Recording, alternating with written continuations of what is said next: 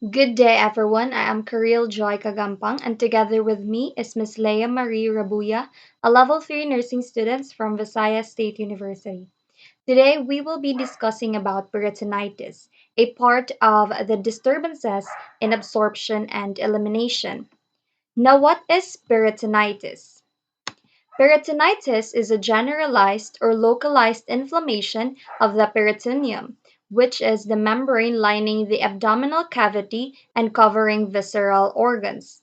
Usually, it is a result of a bacterial infection, but may occur secondary to a fungal or mycobacterial infection.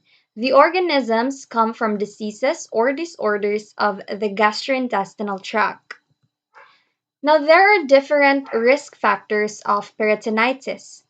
The diseases that contributes to peritonitis are first, liver cirrhosis, as it causes a large amount of fluid buildup in the abdominal cavity, and this fluid buildup is susceptible to bacterial infection. Next are appendicitis and stomach ulcers. These conditions can allow bacteria to get into the peritoneum through a hole in the GI tract. Next are Crohn's disease, diverticulitis, and pancreatitis, as it contains a large number of bacteria that can possibly spill into the abdomen once it ruptures and then causes peritonitis. Other risk factors are peritoneal dialysis, as the bacteria enters the abdomen from outside the body and infects the peritoneum. And then we have the history of peritonitis, abdominal trauma, and postoperative leakage. Peritonitis has three types: the primary, secondary, and tertiary peritonitis. The primary peritonitis is also called a spontaneous bacterial peritonitis or SBP. This occurs as a spontaneous bacterial infection of ascitic fluid. Primary peritonitis indicates the peritoneum is infected via the bloodstream. This is most common in people with nephrosis or cirrhosis, as the E. coli as the offending organism, since an advanced liver failure causes a large amount of fluid buildup in abdominal cavity. Thus, this fluid buildup is susceptible to bacterial infection. The secondary peritonitis is a contamination of peritoneal cavity by GI fluid and microorganisms. This occurs when abdominal organs perforate or rupture and release their contents into the peritoneal cavity. Most common causes include a perforated appendix and diverticulitis. Secondary peritonitis may also occur after an abdominal trauma from gunshot wound, stab wound, or blunt trauma from motor vehicle accident. The last type of peritonitis is the tertiary peritonitis.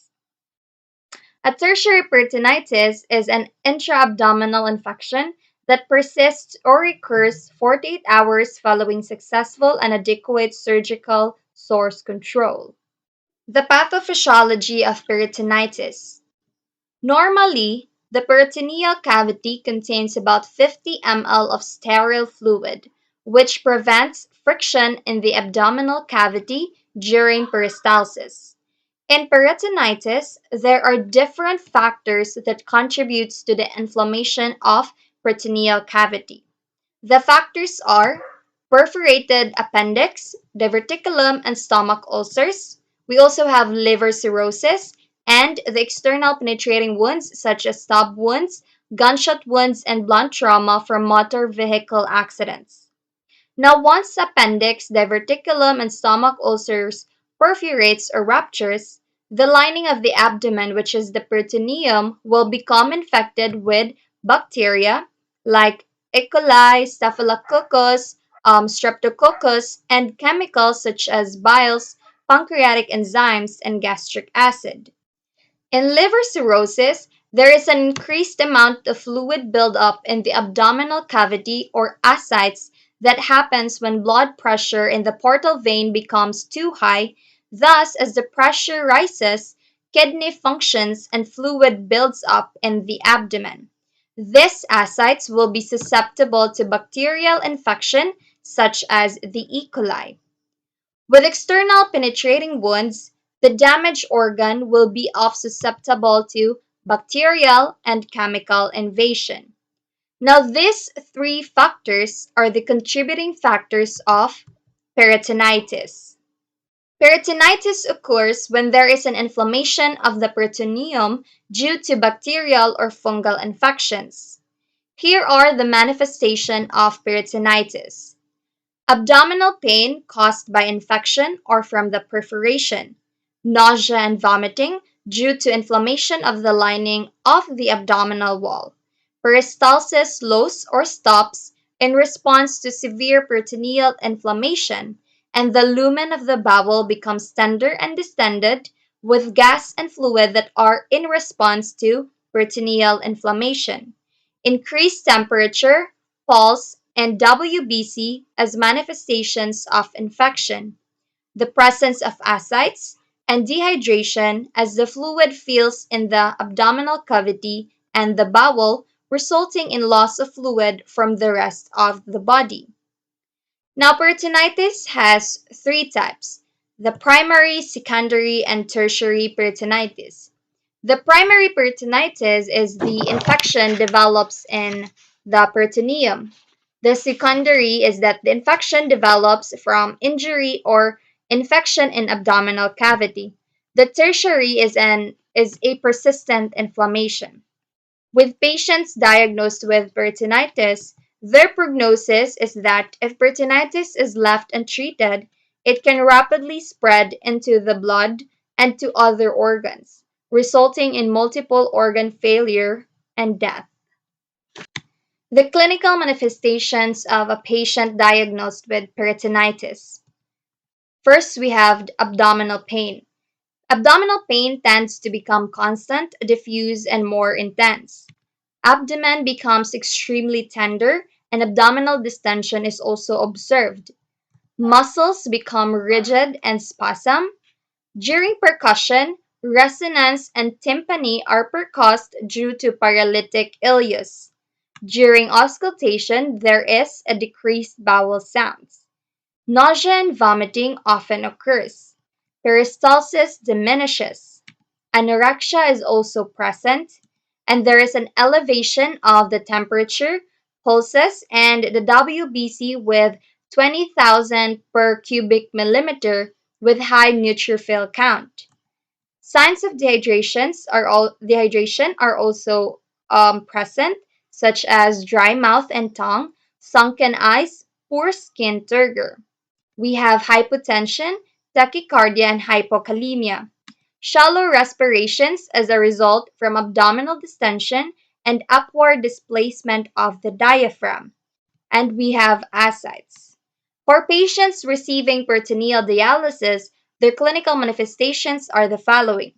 First, cloudy dialysis fluid and white fleck strands or clumps in dialysis fluid. Now that Miss Cagampang is done with um, her part, this is yours truly, Leia Marie Rabuya, to report diagnostics. Now let's go to diagnostic evaluation of peritonitis. First, we have CBC or complete blood count. So in this, we must look or observe most especially the white blood cells of the patient because these are often elevated to approximately 20,000 per millimeters cube with a high neutrophil count. This may show leukocytosis or even leukopenia if severe. On the other hand, blood cultures studies may be done to determine whether septicemia has occurred and to identify the causative organisms to enable appropriate therapy. Next is ABG levels. It may show hypoxemia or metabolic acidosis with respiratory compensation. Next is urinalysis. Urinalysis may indicate urinary tract problems as primary source. Next is abdominal and chest x-ray. It may show free air in peritoneal cavity, gas and fluid collection in small and large intestine, generalized bowel dilation, or intestinal wall edema. And lastly, the CT scan. So the CT scan of the abdomen or sonography may reveal intra-abdominal mass, abscess, or ascites.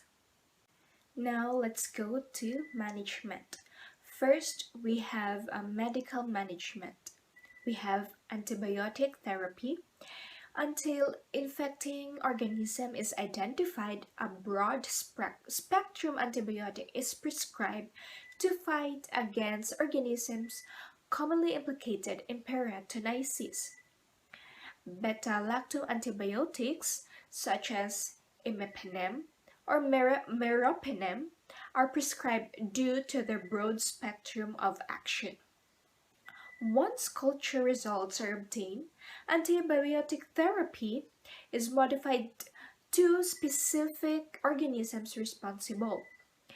Other antibiotics ordered may include ampicillin, metronidazole, ciprofloxacin, clindamycin, cephalosporin such as ceftriaxone, or an aminoglycoside antibiotic such as gentamicin. Next is the fluid and electrolyte. So these replace fluids collected in the peritoneum and bowel. The administration of several liters of an isotonic solution is prescribed. So the patient's weight or his or her output and intake is monitored. Next is analgesics. So analgesics are administered to for the management of pain. Next is antiemetics for the management for nausea and vomiting. Next is the nasogastric intubation. This is to assist in relieving abdominal distension and in promoting intestinal function. Next is we have a rectal tube. So rectal tube is used to facilitate passage of gas. Next is blood transfusion. This blood transfusion is only administered only if appropriate. And next, lastly, is the oxygen therapy by nasal cannula or mask generally promotes adequate oxygenation, but airway intubation and ventilatory assistance occasionally are required. Now that we are through with the medical interventions or management, let us go to the nursing interventions. So first, we have to achieve pain relief. In achieving pain relief, place the patient in semi-Fowler's position before surgery because this is to enable less painful breathing. So after surgery, place the patient in Fowler's position to promote drainage by gravity. And of course, provide analgesics as prescribed to manage the pain. Next is maintaining fluid and electrolyte volume. Keep the patient NPO or nothing per RM to reduce peristalsis. Promote IV fluids to establish adequate fluid intake and to promote adequate urine output as prescribed. Next is record accurately the intake and output of the patient, including the measurement of vomitus and nasogastric drainage. Minimizing nausea and vomiting and distension by the use of nasogastric suction or the antiemetics which the management for the nausea and vomiting. So we also have to monitor the signs of hypovolemia for the, of course, its symptoms is dry mucous membrane, oliguria, um, postural hypotension, tachycardia, and diminished skin turgor. So next, nursing management is to achieve adequate nutrition. So as ordered, we have to administer TPN to maintain the balance of nitrogen until the patient resume his or her oral diet. And of course, reduce parenteral fluids and give oral food and fluids per order when the following occur. First, the temperature and the pulse return to normal. Second, the abdomen is soft. Uh, Third, peristaltic sound return.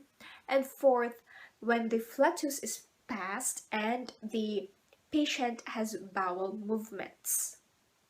Now let's go to patient education and health maintenance.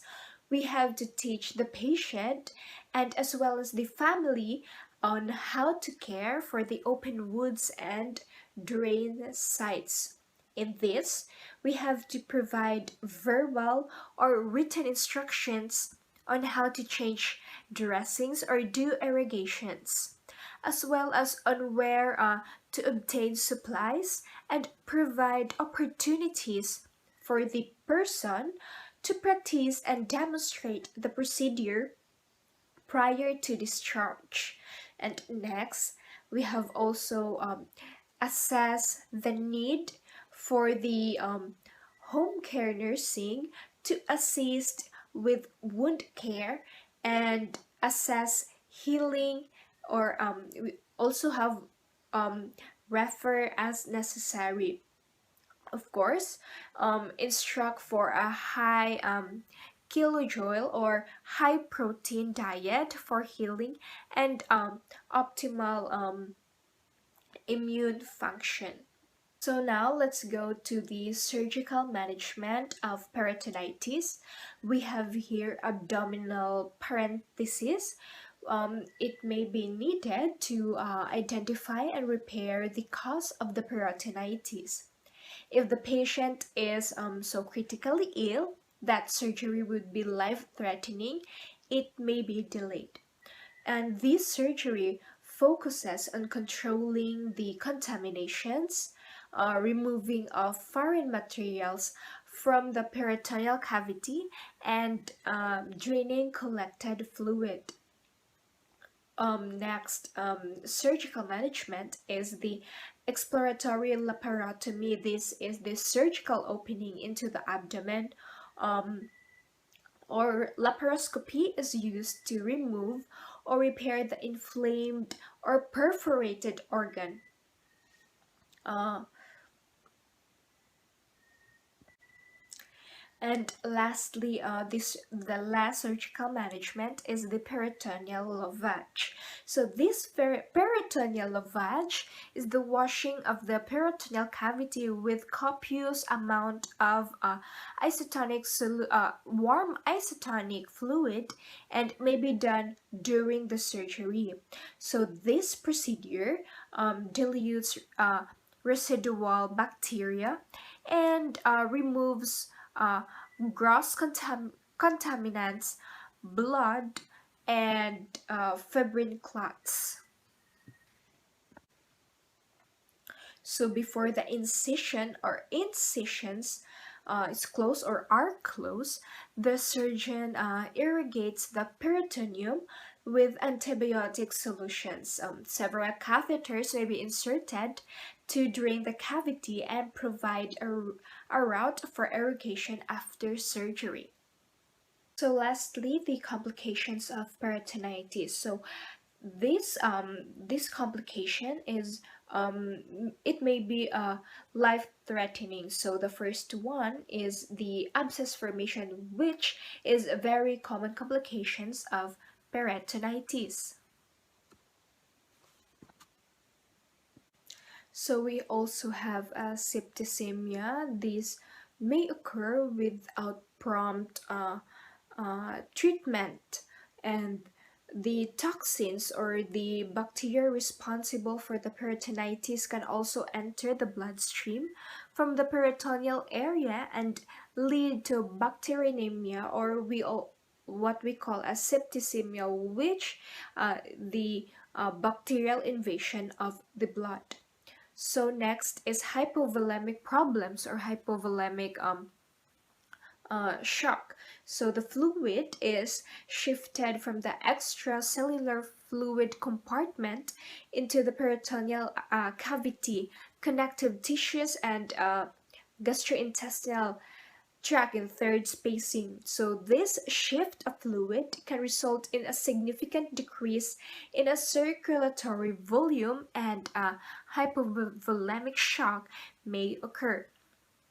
So next is the uh, renal or liver failure. So this is when the severely decreased circulatory volume that result in insufficient perfusion of the kidney.